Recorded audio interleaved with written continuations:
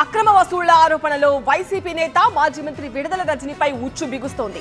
ఈ వ్యవహారంపై ఇప్పటికే విజిలెన్స్ అండ్ ఎన్ఫోర్స్మెంట్ తో విచారణ జరిపించిన ప్రభుత్వం ఆ నివేదిక ఆధారంగా ఏసీబీ విచారణకు ఆదేశించింది.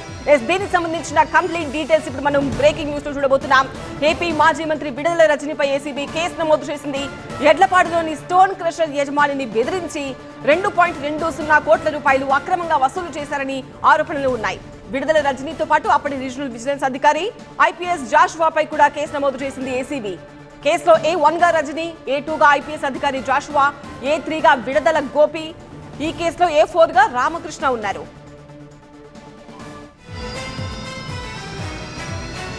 అవినీతి నిరోధక చట్టంలోని 7(7)A, ఐపీసీలోని 384, 120B సెక్షన్లు వర్తింపజేస్తూ విడుదల రజనీపై కేసు పెట్టింది ఏసీబీ.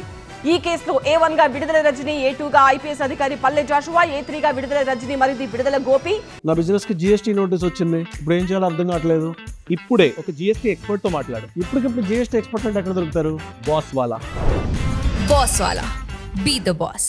A4 గా రజనీ, పిఏ దొడ్డ రామకృష్ణలను నిందితులుగా చేర్చింది ఏసీబీ. ఈ బెదిరింపులు, అక్రమ వసూళ్లపై తొలుత విజిలెన్స్ అండ్ ఎన్ఫోర్స్మెంట్ కు ఫిర్యాదు అందగా ఆ విభాగం డైరెక్టర్ జనరల్ హరీష్ గుప్తా విచారణ జరిపించి ప్రభుత్వానికి నివేదిక సమర్పించారు. ఆయన సిఫార్సు మేరకు ప్రభుత్వం ఏసీబీ విచారణకు ఆదేశించింది. ACB director general Atul Singh ప్రాథమిక దర్యాప్తు చేయించారు. ఆధారాలు లభించడంతో తాజాగా కేసు నమోదు చేశారు. ఏపీ మాజీ మంత్రి విడుదల రజనీపై నమోదైన ఏసీబీ కేసు సంబంధించిన కంప్లీట్ డీటెయిల్స్ తో మా కలీగ్ వసంత్ మనకు మరింత సమాచారం అందిస్తారు. వసంతి, విడుదల రజనీ ఈ కేసుకు సంబంధించి ఎలా స్పందించబోతున్నారు? తన యాక్షన్ ప్లాన్ ఏంటి?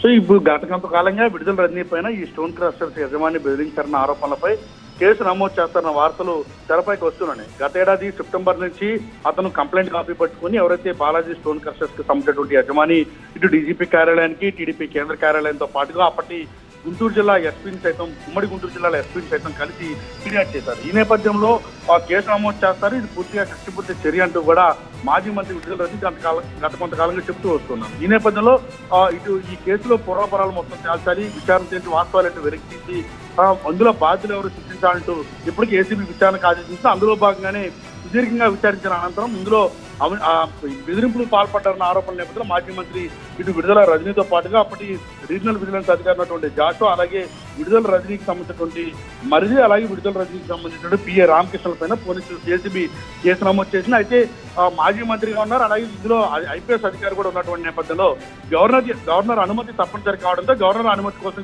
కొంతకాలం ఎదురు చూస్తున్నారు. ఇటీవల వీరిపై కేసు నమోదు చేసేందుకు ఏసీబీ సబ్మిట్ చేసినటువంటి ఆధారాలు, అందుకు సంబంధించి కేసు పూర్వపరాలు మొత్తాన్ని కూడా పరిశీలించిన తర్వాత గవర్నర్ అనుమతి ఇవ్వడంతో ప్రస్తుతం కేసు అయితే నమోదైంది. అయితే ఈ కేసులో మరికొందరి పైన నమోదు చేసేటటువంటి అవకాశం అయితే ఉంది. రైట్ వసంత్.